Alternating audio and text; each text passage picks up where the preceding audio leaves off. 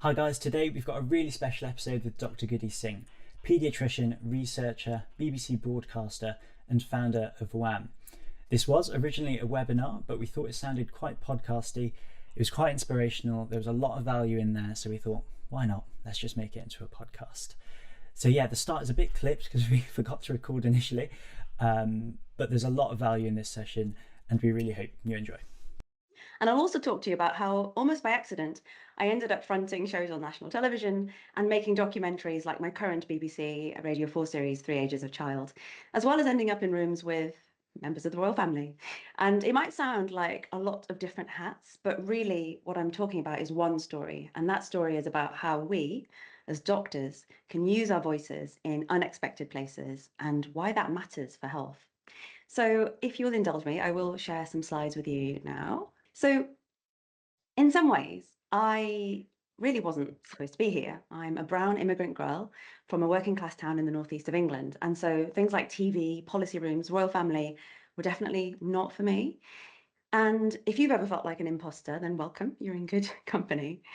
And when people ask me, what is it? Oh, by the way, this is just to show you where I've come from and what I used to look like. When people ask me, so what is it that you do? I always want to say, well, how long have you got? Because I have zigzagged, like I said, through clinical work, academia, public health. I've worked for the WHO, I've worked for Health Education England. I've done work on the media. I've founded my own organization and I have led health system improvement projects. And none of that was on the cards for me when I first started. Now, you might look at all of that and you might think, this is someone who is overcommitted and whose life is chaos. And that would be fair. Or you could also look at this and you could think, so there is no single way to be a doctor then. And what I want you to come away from this talk with understanding is that there is no one outfit that a doctor wears. A doctor can be a clinician, yes, but they can also be an advocate. They can also be an educator. They can also be a researcher. They can be a storyteller. They can be a policy irritant, and they can also be a system reimaginer. And if my career looks messy, it's because life is messy. And that's where health really happens. Now, medicine I always found was really great at teaching me how hearts beat and how to navigate x-rays like maps. But what medicine did not teach me was how to treat black mold, how to treat empty fridges, how to treat unheated flats. And it was discovering the work of 𝐤𝐚𝐫𝐞𝐫, who I don't need to introduce to you, and his work on the social determinants of health, that for me was my wham moment. A child's asthma is not just about lungs, right? It's also sometimes about the landlord. And a teenager's anxiety is not just in their head.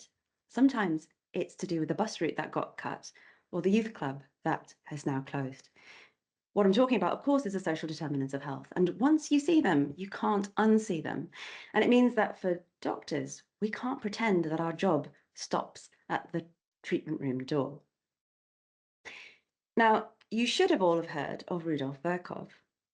He's known as the father of modern pathology, and there's even a thrombotic triad named after him. He was a very clever guy.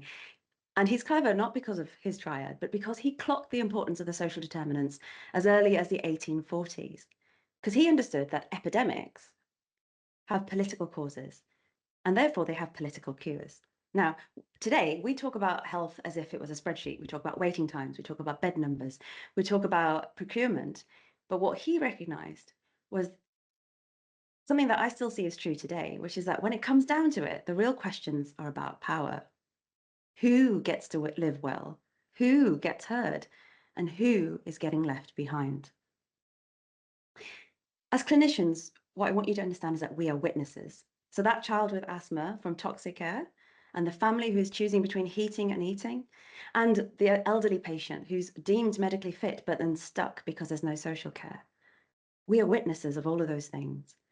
And treating symptoms while we're ignoring the causes, I'm telling you from personal experience, is a fast road to moral injury and burnout. And it's breaking us as a profession.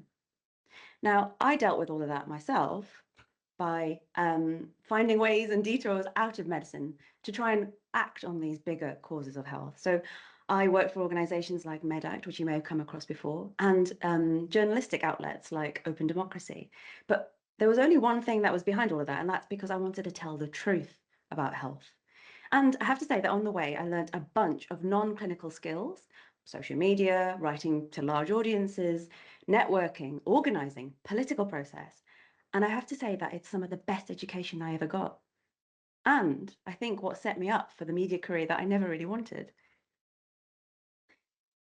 I didn't really set out to be a doctor on telly, and my first TV slot was on Sky News, where I was speaking out for the first time on child poverty in the UK. It was that led to opportunities to present for 𝐰𝐨𝐧𝐝, The Cure, which is where the lovely Dr Javed Abdel-Monem also cut his teeth in the media, and he's incidentally now the president of the MSF. Now, before I knew it, I was found by the BBC, who wanted a new presenter for their show, Babies, Their Wonderful World. And as a paediatrician, obviously, it was my expertise. And that was the largest study on child development that was ever attempted. And I found myself suddenly going to an audience of 1.6 million people in just one evening. And I'd realized that from one family in my clinic, I was now in the national living room. And that's the power of the media. When clinicians use it well, you can smuggle public health into prime time. It's what's allowed me to help write and feature in the award-winning Why is COVID Killing People of Colour with David Howard, to reporting on Channel 4 on the pandemic, and even, as I said, into the policy rooms where decisions are made, or where the likes of the Royal Foundation need expert advice on their campaigns around things like child health. But here's where I get candid, and here's the honest bit. Yes, being on the media is a privilege, but it is also a grind. And as a woman of colour, let me tell you, appearance gets judged well before expertise. I have been told to straighten my hair. I have been told to lighten my skin tone with the wrong foundation. I have been told to let the men lead. And I'm hoping that in the audience, people have come across and they have read the brilliant Lessons in Chemistry by Bonnie Garmes. This book made me laugh, but it also made me cry because I saw myself in these pages. In science, we have this gaze that objectifies, and that same objectification happens in television. And it happened to me. And we can absolutely talk about that later if you're interested when we have the Q&A. Thankfully for me, I didn't get into the media to be seen. I got into it to be heard. And I'm really excited that now my ideas, my message, and my mission are being able to come to fruition in what is my new three-part series for BBC Radio 4, which is 3 Ages of Child. It's about the state of child health in the UK today. It's going to premiere on the 29th of September. And I really hope that when it drops, you listen and you tell me what you think. But I also want you to help spread the word. The thing is that it took me 18 months to make this show. And you might ask, well, why? Why did it take so long? It's taken me that long to convince the BBC that this is an important topic. And so I want you to, of course, listen to it because you will learn. But I also want you to signal to the government, to the BBC, to policymakers that, yes, we're interested in health, and yes, people care. So it's a bit of a plug, but I genuinely mean it. Like, if we want to have more opportunities to be seen, to be heard, and to say important things in the media, we've got to show people that there's an appetite for it. Now, every day when I was a young trainee doctor, I was told that the social determinants were not my job. And that pushed me to act. And that's why I founded the Wellbeing and Health Action Movement, which is WHAM. It's a digital platform, it's a community, and it gives clinicians, ordinary clinicians, the tools, the knowledge, and the community that they need to tackle health inequalities together. So think of it as practical modules, as peer support, and a place where you can turn moral distress into moral action. I think you might actually like it, and I'd love for you to join.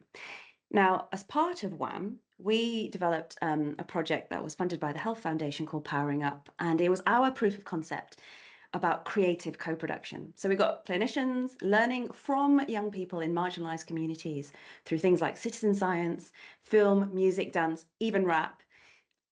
And they learned what it was really like to live with health inequalities. As a result of that project, we equipped over 100 young people and a cohort of clinicians to design better care and better research agendas. And we even made it into the finals of the HSJ Awards last year with our all-women team. Now, this is the work that keeps me in love with medicine. This idea of sharing power, leveling hierarchies, and creating health rather than just fixing bodies. And I was able to do that work because of the stuff that I'd learned through activism through the media, through working with policy. So if you're a medical student and you're thinking, I want to help and I want to do this in a way that's probably not traditional, here's my take on it. Follow the friction. The thing that got me thinking about all of this stuff was what I found on the wards and how I was frustrated with the way that medicine was taught. And the things that annoy you the most on the ward, that is your compass, right? That's not a barrier. So remember, follow the friction. Collect tools, not titles. So public policy, whether it's public health, media literacy, community organizing, qualitative methods in my case, build the toolkit that serves your patients and not just your LinkedIn profile. Find your people. This is really important because isolation really burns you out and community builds us up. Join spaces, whether they're WHAM or others, where you can, your politics and the way that you practice, you can actually talk with others who believe in the same thing. It really makes a difference. And finally, find a way to tell the truth and to do it beautifully. So whether it's a journal club or a TikTok or talking in Parliament, whatever it is, make your evidence sing. And that's one thing I've definitely learned in the media. So I want to leave you with this invitation, which is, let's reimagine health together. This is why I do this, right? I don't believe that as doctors, we are just technicians of disease. I believe that we, all of us, can do so much more by lending our voices to building health. And so if any of this has resonated with you, then please join WHAM, be part of this movement, and it is a growing movement. And actually, the people who are in WHAM now are rapidly, I think, going to be, it's a training ground, basically, and I think they're going to be the future movers and shakers in health leadership. And remember, please do listen to the 3𝐴𝐺𝐵 on BBC Radio 4 when it airs on the 29th of September. I would love for you to bring it to your friends, to your colleagues, right? So bring it to teaching, debate with them, ask for it to be in the curriculum. Again, I think it's what they don't teach you at medical school, but they should. And finally, I want you to understand that I do this work because I believe that health isn't a privilege, but it's a right for us all. And I think that what helps us to get to a place where it becomes a right for us all is when we, as doctors, are willing to not just hold a stethoscope in one hand, but also willing to hold a microphone in the other. So I am now finished with my presentation and I am really grateful to you for listening. And I can't wait to hear the lessons and the questions that you might want to extract from the discussion now. Lovely. Thank you so much, Guddi. That was it's almost as if you've had years of experience in public speaking and doing this thing all around the world. Almost like you're on TV. Wow. No, it was really good. Yeah. I guess maybe I'll open it up. Let's do a little rewind and go back to, I guess, where this started, maybe in Cambridge or in and around that time. What do you think were some of the sort of characteristics that you had at that time in your early career that sort of enabled you to sort of get that first opportunity in sort of broadcasting or journalism? What sort of set you up for success, do you think? And what were like the crucial decisions you made back then? That's a really, really good question. And I don't know, obviously, who's joined us this evening, but I'm sure there might be a few Cambridge medics in there. It's not really about Cambridge, really. It's just about medicine in itself, which is that it's our curriculums, and certainly back in the day, were very narrow, right? We were told that you were going to be a certain kind of doctor. Cambridge was a very particular place where it believed that you were going to be a certain kind of academic doctor in particular, right? Like very much bench science.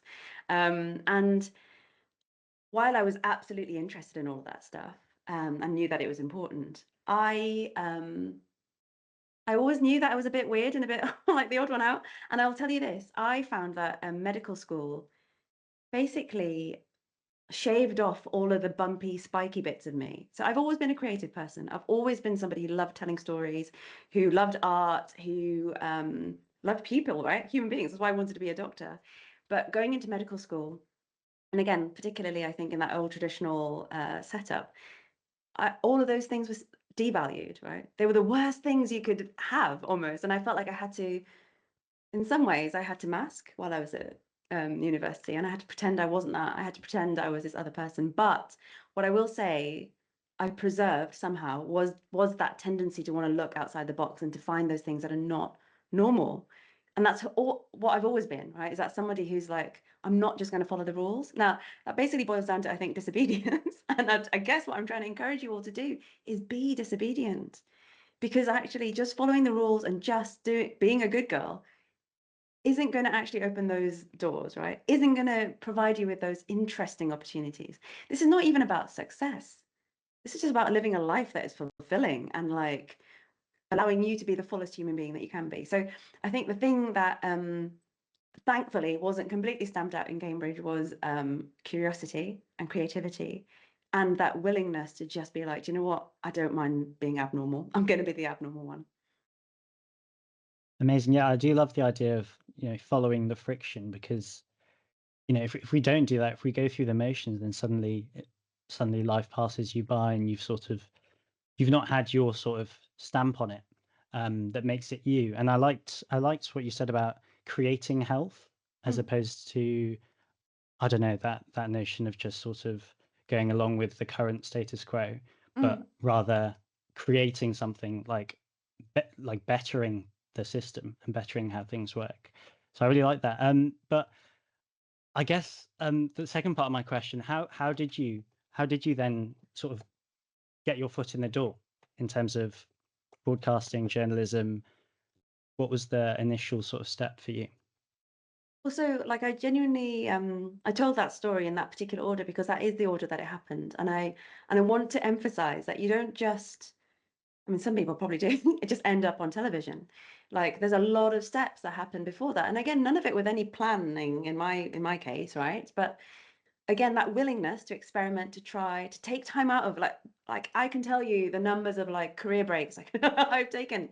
That zigzagging path is genuine, it's true. It took me a long time to become a consultant pediatrician, but I was never in any rush to get to the end because everything on the way was way more fun and interesting. And so when you say, oh, like, what is that got my foot through the door? If I hadn't like basically felt like a failure and quit medicine a million times and then ended up being like doing activism and learning how to work in an NGO, learning how to like do MailChimp or like, do social media when Twitter was just blowing up in those days, like if I didn't know how to do that stuff, if I didn't know how to write a newsletter to thousands of people and how to communicate like this, right? I wouldn't have been in a position to then like be seen by the BBC, right? Or whoever, right? The point is that you don't just end up in these places by mistake, except that you do. You all of these things add up, even when you're not intending it. And I think the thing I will say is that the more strings you can add to your bow, genuinely the better, especially in today's world. I think we are now rapidly entering like a phase where we're not going to have like the classic run through medic anymore, right? That was always like the goal when in my day, right? They were always like, you should be, oh, you're so lucky you've been chosen to go to run through pediatrics. You're so amazing. And I kept stepping out intentionally, and everyone would just be like, this is career suicide. What are you doing? And I was just like, I don't care because I'd rather be happy, than like be a consultant. And also like, what's like, until I've got all the skills I think I want, all the things I want to learn, like, what is the big deal about being a consultant? Surely I'm going to be a better consultant when I can do more than just manage the clinical workload. Surely I'm a better consultant when I can advocate for my patients, or when I understand what a business plan is, or when I can actually understand what policy, like the effect the policies happening on my particular ward, right? All of that stuff that none of us get taught in medical school, right? And so I've had to seek that stuff out. I'm so glad I did. I don't care that it's taken me longer, but I think there's a lot of pressure, especially medics, right? We're quite ambitious. Our parents probably like pushed us into it. There's all sorts of stuff that goes on behind the scenes. And the thing is, like, to be able to stand up to parents or those pressures, I'm not saying it's easy, but this is partly why WHAM exists, right? We want to be a community where people who want to think outside the box are welcomed in, and they have like a place to talk about this stuff and share ideas and stories and links and contacts. And that's the other thing, right? Like you said, what was my doorway in? Like genuinely, it was I guess me doing the work. I was talking about child poverty because that was something I cared about. Sky News, it was actually the Royal College of Paediatrics then put me forward for that interview. So again, the Royal College of Paediatrics knew about me, my work. They put me forward for Sky News. Once I was on Sky News, then the rest is history, right? Because then I was seen on national television. So I couldn't control any of that stuff, and there's nothing to say that that's the kind of path that anyone else will take. But my point is that take those opportunities, because even if nothing else, it was a fun experience. Like I was on TV for the first time in my life. I was like, what? Like, this is crazy. And so like all of this stuff, even if it goes nowhere, it's an experience. So like, add it to your scrapbook. Yeah, I think in many ways, like my question was probably slightly flawed in that I guess people are always looking for, oh, what was the thing that got you in, and that's sort Yeah. of the key. But rather, it's the sort of the way you live day to day, how you work, and your work ethic, and what opportunities you're constantly trying to take up, and that sort of modus operandi. I think that's the Latin word. Yeah. God, I'm really at the edge of my vocabulary here, but I think that's what sets us apart, and the opportunity is almost secondary because that's bound to happen with that work ethic and with that dedication. I noticed you've been to Harvard, you did a master's, is that right? Mhm. And then you also have done some work with WHO. I'd just be interested to hear your experience and how that sort of changed your outlook. 100%, right? And so again, you're really smart and wise to kind of pick up on the history, which is why I wanted to set the context, because even something like getting interested in the social determinants and setting up an organization like WHAM, it wouldn't have happened if I hadn't had those experiences before, right? And so the master's in public health was me, again, very early in pediatrics, realizing that I wanted to do more than just one patient at a time. So that was what the public health was about. Going to Harvard was really like mind-blowing because it's different country, what like global opportunities and contacts and like exposure to things. Obviously, so it's incredible what's going on at Harvard. But it was also really interesting because it was an interesting time. It was America, which is its own its own like clusterfuck, let's be honest. But then there's also like at that time there was so much hope because Obama had just come in as president. So I went over there like wanting to like tell everyone about how amazing the NHS was and oh my God, you guys are so like not you're really like suffering. And at the same time I was like, but look, this is a place that's like really like things could change. Things could change. Obviously, history has since like had its way with America. But I realized that even though I thought I came from the best health system in the world, there's so much more to learn. And this is the thing, right? I want all of you to always understand that we are always, all of us, every single one of us, even on our last day on this planet, we're all works in progress. And so you can always be learning more. There's always another thing that you didn't know that you just need to be seeking out. And if you're curious, you will find those things. And I ended up at Harvard, I will say, I ended up doing all sorts of things that were, again, not mainstream. So people think that when you do a master's in public health, you're doing statistics and epidemiology, and you're going to do like modeling and that kind of stuff.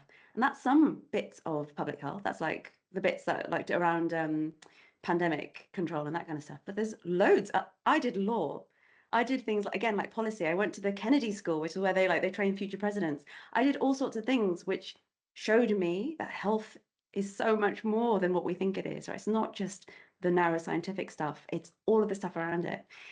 And I learned there, actually, in Harvard, the power of the media for shaping narratives around health. Because, and again, you can see it now with the way that Trump is operating in the US. He's creating narratives around certain groups of people, whether they're migrants or whether they're trans or whatever it is. And that's having implications on people's health access, right? And so for me, going to Harvard was, again, mind-blowing, but in a good way. And when I came back, I realized that I could never just be normal pediatrician.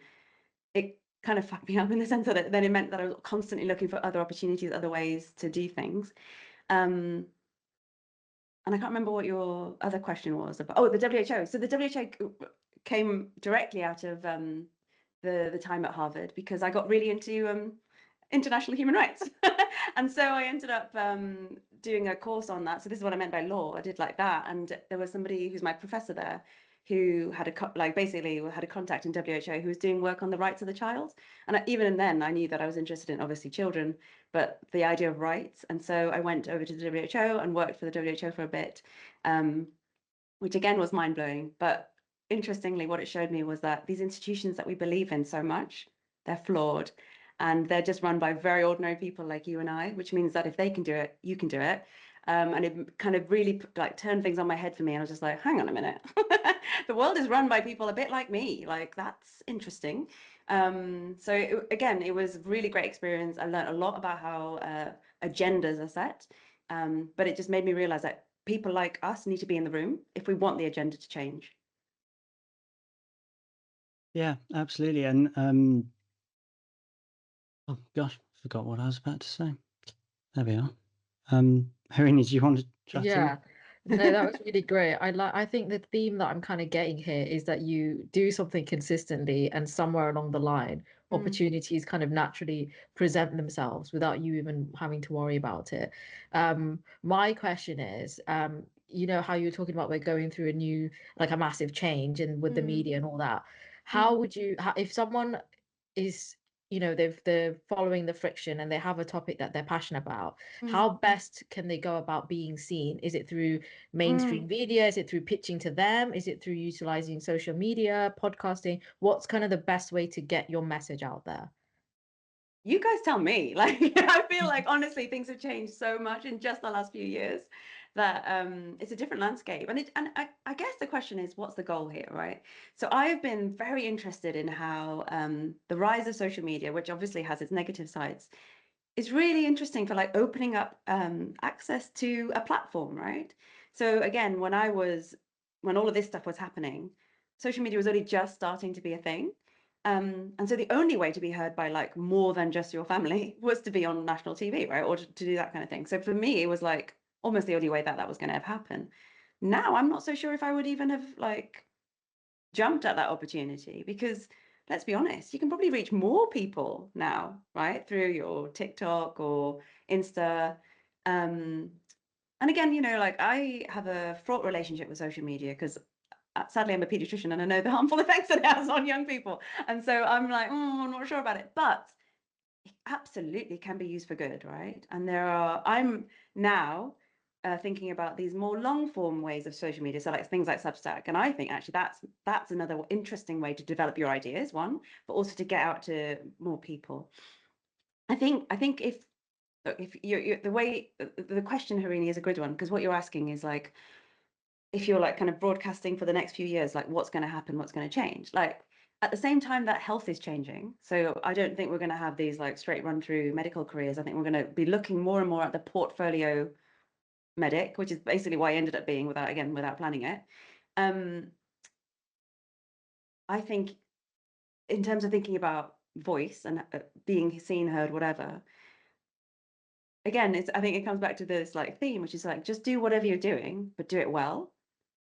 And as you said, consistently, do it well, do it consistently, be true to yourself. Like you cannot be like, I don't know, pretending that you like something or whatever, and don't ride any bandwagons, right? You know, anything that's like trendy, flashy, or like, you know, certainly like there's a lot of horrible stuff that happens on social media, right? Like where suddenly we're going to cancel that person and all that stuff. No, just do what you're doing to a high level. And, you know, I'm not saying that, yes, absolutely you'll get noticed, but maybe that's not even the goal, right? The point is like, how many people are you reaching? How many lives are you changing? How many like cultures and conversations are you contributing to meaningfully, right? It's all got to be meaningful, because I will tell you this, like I've had so many opportunities offered to me within the like national television framework, and I have said no to because they did not align with my values, or they did not fit in with like what I thought I could like genuinely speak to. Times when I mean, you know, and this is the thing, right? The media is like a totally double-edged sword. And I meant this when I said as a woman of color, it's not just that, it's very like, you know, they can, I've got so like, I don't mean to like blow my own horn, but I've got how many degrees? And yet they sometimes just want me to like pretend I'm dumb and that I'm just going to be like talking about something really boring and in a really simple way. And they don't want to like draw on my expertise. And I'm just like, then why have you got me here? Right? And so isn't it better then? And if one of you could teach me, like, isn't it better for me just to have my own platform and I can just talk to people how I want to talk to them, and like maybe just my own message on my own terms? I think I'm starting to like realize that there's maybe a different way to do it. And you know, I'm genuinely like, if people want to put their ideas in the chat box, do it. Like, I think we as a community need to help each other, because like I would love to think that in the people who are listening, there might be somebody else who's got some great ideas, got some really like amazing things to share with the world. But how do we help that person to be seen, heard, all the rest of it? And I don't think there's never any easy answers. But I think, again, do what you're doing, do it well, do it consistently. Thank Amazing. you. I've remembered. Oh, sorry. Go on, Harini. Yes, let me ask my follow-up now. No, I forgot. No, I do remember. What's like the day-to-day workings of like being at the BBC, and what's like a day on set like? I'm really curious about that. So again, like the thing to understand is that I'm not employed by the BBC. I obviously get to do projects with them specifically. But when I'm working with them, being on set for a show very much depends obviously what the show is like. If it's a big show like it was with BBC Babies, or the other one that I did, which was about augmented reality with 𝐤𝐸₫ which was called Your Body Uncovered. It's big, like it's a set, and you know there's like hundreds of people that you don't even know what their job is. There's cameras everywhere.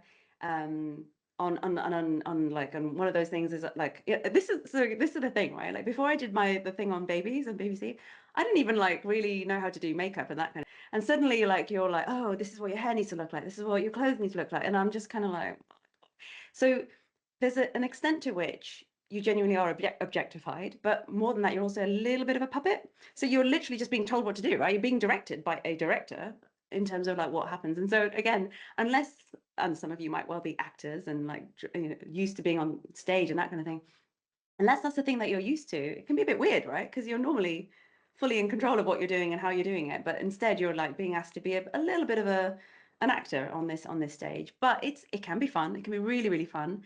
It can it's really wonderful when one of the best things about medicine I always thought was the teamwork, right? Where you work with like a really multidisciplinary team and you manage to pull off some amazing things in medicine. That's kind of what it felt like with some of the set work on television, right? Again, people who've got really specialist skills, you have no idea what they're doing, and yet all of you just suddenly come together, and then when they say action, you do your bit, and you don't actually know how it's all turned out until they like do the editing, and then you're just like, actually, that wasn't so bad, was it? It was all right.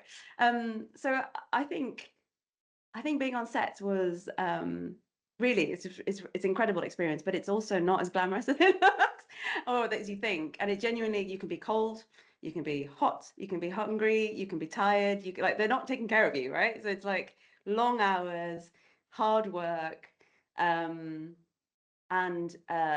also just constantly feeling like, was that good enough? Was that okay? Was that good enough? Because you don't really get affirmation, right? There's no one going like, oh, high five, like, well done. It's just kind of like, okay, next, like the next thing. So it's definitely an experience, but I can see how it can burn people out. Yeah, that's like such a good insight. Mm. And I would imagine it's like a lot less glamorous than we may think it is. 100%. Yeah. I'll pass it on to Martin if you've remembered your question. No, yeah, it only took me about 15 minutes, but yeah, it was back on public health really. So you've had all this experience. What now do you think are the main sort of public health, social inequality issues that's facing us in the UK, and what do we need to do, or what are you doing as well in trying to fix it? That is a really important question, and I think part of the answer might be in that series, in the 3 Ages of Child, which I genuinely, I do think it's something like, like an unofficial curriculum for medical students, because again, it's not the stuff that you get taught. You get to hear from ordinary people, and I think when you hear from ordinary people, the answers are obvious, the answers are clear, right? So what do I think should be the public health priorities for the next 10 years? It absolutely comes down to the social determinants of health, but like, let's think about it from childhood, right? Because if we're talking about prevention, you've got to start early.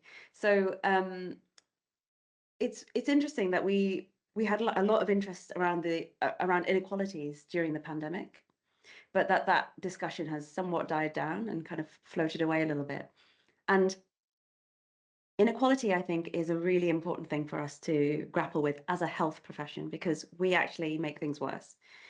We do it inadvertently. I'm not saying that any one of us is trying to do it, but there's so much about medicine that's just built-in bias, right? So we are racist, we're sexist, we're all sorts of things that we shouldn't be. And the reason that WHAM exists is because the one thing that I can control in the world, because I can't control policy, is I can try and influence the medical profession, right? I can try and influence you guys. I can try and make sure that the next generation of doctors doesn't have to do the stupid zigzagging that I did in my career to learn some of this basic stuff, which I think should be like standard medical curriculum, which is like, actually, why is my patient sick? That should be like the first question we ask. Why are they sick? Right? It's not like, oh, what's the cause of this? Is it like pneumonia? No, it's like, why are they sick in the first place? So that's why WHAM exists, and that's my contribution to it, which is to rethink medical education. And my goal would be to get into every medical school. So if you've got contacts, help me. Like, I will happily start talking to people and shifting curriculums, because I know from the young people who come to me, you're hungry for it. You're desperate to know this stuff. You actually want the unofficial curriculum, and no one's given it to you yet, because obviously we've got the official one that you have to like eat instead. So why don't we subversively just create this and spread it around? Like, that is literally my obsession right now.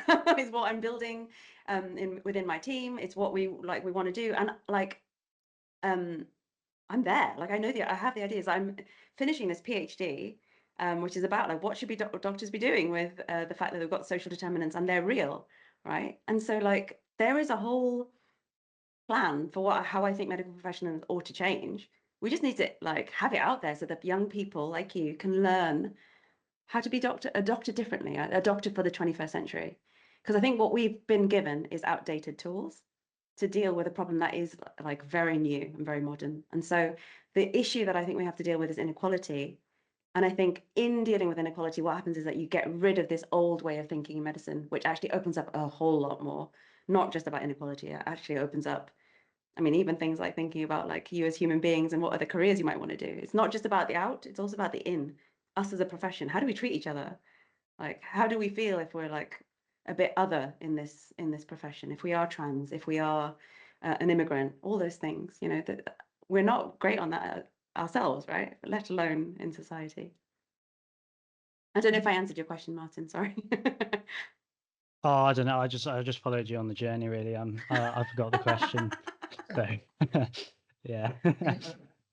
I thought it'd be quite interesting if people put in the chat if they taught about like social determinants of health in their med school.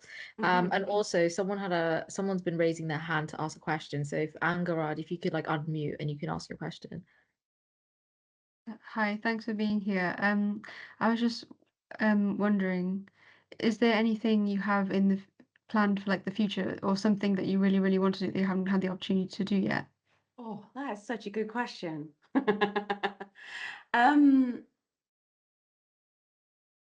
you know what? I think this sounds really boring, but I would like to write a book. And it's only because like I've just been finishing this PhD and I just realized there's so much that I want to encapsulate in something that's a bit more like, if I could hand this to a medical student, like this is what I think needs to happen now. So I think like it's the first time I've said this out loud, but like I think the next thing that I'd like to do is like encapsulate all of this into a book. And by the way, can I just tell you, anyone who's trying to do a PhD, it's so hard. And it's not hard because of like you need to have brains. What you need to have is like a spirit of steel, like, because you've got to like the psychological hula hoops I've been through, where I'm just like, oh, I'm not good enough, I'm not an academic, oh, I can't write, I can't sit still, oh, I'll just do the laundry first. Oh my God, right? It teaches you like such discipline. And I think that's what now I feel like I'm ready to write a book. I think if I had tried to write a book before, and again, people like from the media stuff, people have been like saying to me, like, do you want to write this book? Like, would you, people like Penguin have come to me and said, oh, you should write a book on this, you should write a book. And I'm like, nah. And it's interesting, like, again, I could have taken it, I could have done it, but then that meant I wouldn't be doing something else, right, that I really like or I'm really into. And that's the other thing for you guys to learn, which is that for me, that's my next thing that I'd like to do. But for all of you, be really careful what you say yes to, because if you say yes to something, it means you're going to have to say no to something else. Because I think I saw one question pop up in the chat box, which is like, how do you balance your time commitments? And it's bloody hard. It's really, really hard. I'm my own worst enemy because I'll probably say yes to things that I shouldn't be saying yes to. But you've got to balance it. Yes, you've got to say yes because opportunities, especially when you're young, open all sorts of doors. But then there's like this ability that I think your generation actually is much better at, which is about being boundaried and being like, actually what? I'm not going to work at the weekend, or I'm not going to do that thing that's at like 10 p.m. I'm gonna keep that time for myself to do whatever, right? And as I think bear this in mind, which is that you've got to be really careful about what you say yes to, because if you say yes to everything, you're going to spread yourself thin and you won't be that thing that I say that you all need to be, which is excellent at something. Amazing advice. I do like the spirit of steel. I don't know where that came from, but it's a nice 3 words there. Yeah, I think you need, like even yourself with your rich background and experience, you know, getting the 3 Ages of a Child on the BBC, you said, you know, took a lot of effort and a lot of persuading and wangling and all of these Yeah, things. yeah. So at whatever level, I guess that applies, you know, having that spirit of steel and Yes, and yes. still, you know, and just going forwards. And if someone says no, that's part of the process. If you fail, that's part of it. But still, you come back, and eventually they're like, okay, I can't deal with you anymore. Just do it. And do you know what, Martin? That is genuinely like one of the lessons of life, which is stubbornness or persistence, or however you want to phrase it. Because like if we even just think outside of media for a minute, like I've done crazy, like what you can call improvement or change projects on the wards before, right? Where I've brought dance to pediatric wards, right? I've decided that we're all just going to have a boogie together, consultant down to cleaner. Of course, people are going to say no when you introduce ideas like that. Of course, they're going to be like, no, we're not doing that. And yet, as you say, if you're persistent and if you learn how to persuade, right, which is something that you can learn through doing different things, you can get there. You can actually make things happen. And that's like a tangible thing that actually changed a ward, and it made all sorts of things better for that particular microcosm. But that thing of persistence is not something to be underestimated, actually. If you look at like the most successful people on the planet, whether they're in business, whether they're like presidents or whatever, I'm sure what got them there was that they just stuck with something. Yeah, absolutely. I think consistency is so key in that regard as well. Olu, do you have a question? Hi, yeah, sorry, can you hear me? Yeah. Yes, hi. Sorry. My name's Olu. Thank you so much for this talk. It's actually been amazing. I've been scribbling down everything you've mentioned. Aww. But I'm currently an FY2, currently in like my GP rotation. Kind of similar to you. I've got like a really big interest in like women's health and like a passion for educating women and like challenging women's inequalities. My question was basically, where someone who like has like works in social media, like content creator, that kind of thing, and in educating women, what mistakes do you see doctors making when they're trying to step into media spaces, and how can they be avoided from your perspective, from like the knowledge you have already?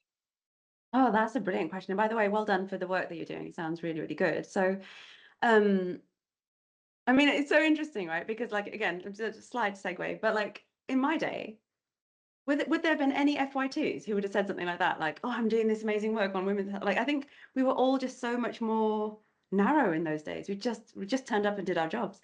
But so anyway, just well done. I think that one thing that really irks me, I'll just be really honest about this. Like the one thing that really irks me about doctors on any platform, whether it's national television or in social media, is when they just end up being really like pompous pricks.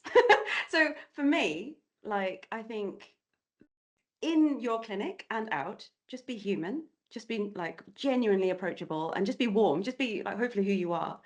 But with that then comes like, you know, I said that there's all these biases that are built into medicine. I think we sometimes carry that even in our like public communication, like the way that we talk about gender, for instance, right? Or the way that we might talk about sexual behavior or sexuality or any number of things, right? We probably bring those biases with us. And one of the things I've noticed on, I think maybe more traditional, like mainstream broadcast, is that it can be really, really old-fashioned, I guess, or, you know, like not woke, essentially, which you might think, oh, that's not such a big deal, you know, maybe their audience is a bit different, whatever else. But I genuinely believe that our job, if we're being seen and heard, which now all of you guys can be seen and heard on social media, is to take that responsibility seriously, which is like, what is the language that we're using?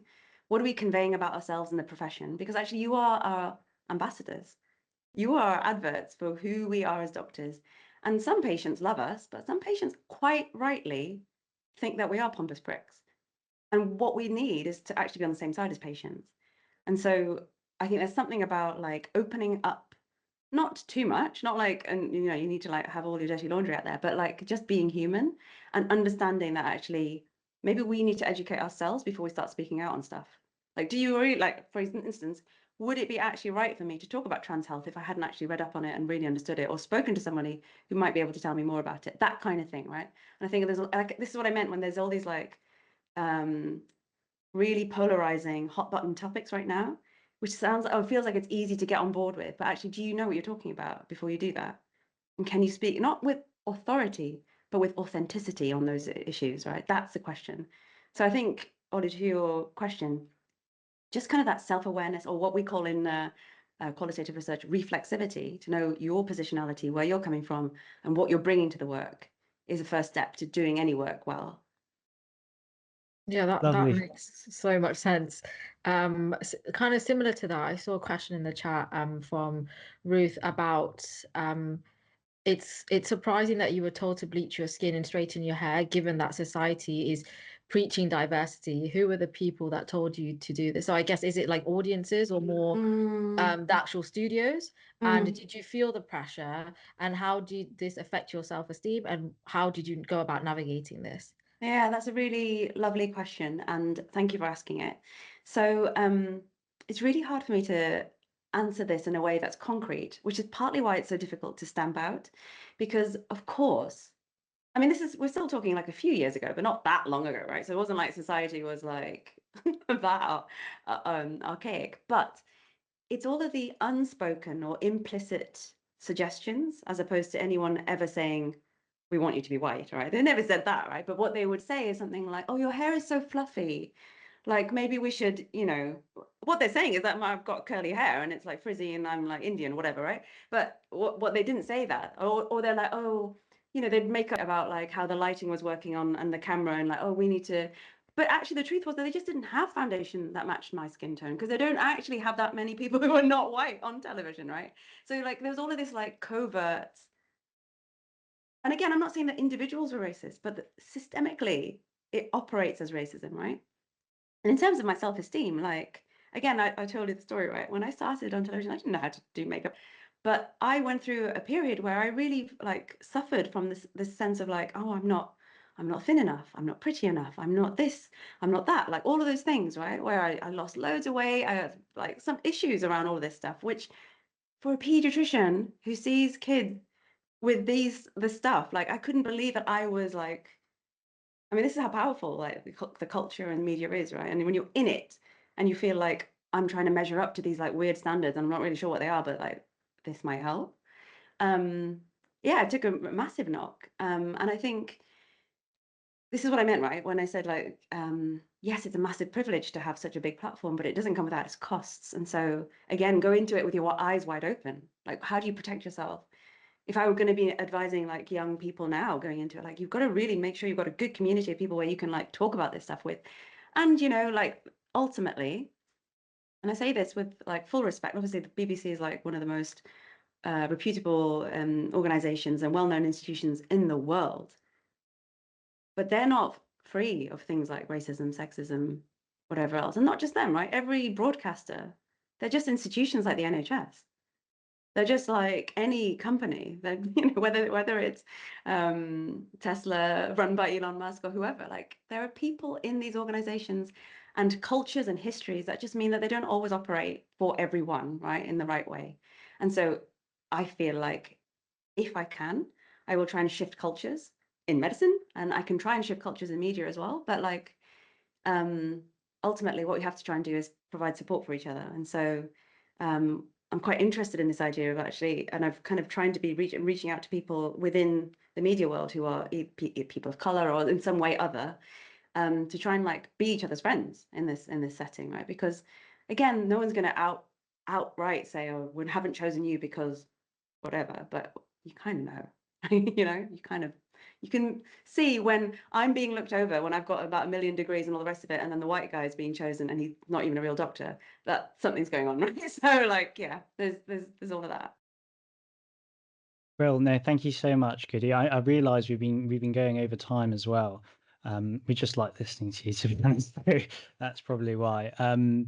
But yeah, no, thank you so much. This has been, I think, I've been educated tonight. I've learned about public health. I've learned life lessons. I've learned it all. But to finish, what would be your sort of leaving bit of advice, maybe for the attendees of this call? I think if there's anything that I've learned, I told you that story of how medical school really felt like it had shaved off my spiky bits. And the thing that I've learned is that my spiky bits are my best bits. And if you can recover those spiky bits, those bits that are a bit odd, misshapen, a bit abnormal, I think your life will be better. And I think when I was able to embrace those bits of me, that was when I started doing creative things, right? It was when I was able to do the things that allowed me to get outside of the box and be basically inhabiting myself and being happy with myself, which is still ongoing process. But like, I think the more that you can do that and own yourself for who you are and not try and be like the mold of the doctor, the better you will be as a doctor, but also the happier you will be. Brilliant. Thank you so much. I shall endeavour to reclaim my spiky bits. I think everyone should do It's so. so as badly well. put, isn't it? No, I like the spiky bits thing because you get sort of, it's kind of like attrition, isn't it? And you Yes. lose the spiky bits. So it kind of works. It kind of works. Thanks. Just got a knack for it. I don't know what it is, but you do. I would like, it's been such a pleasure actually to be able to engage with you both and to like talk to your audience who sound incredible. And I just wondered whether it would be possible for me to stay in touch.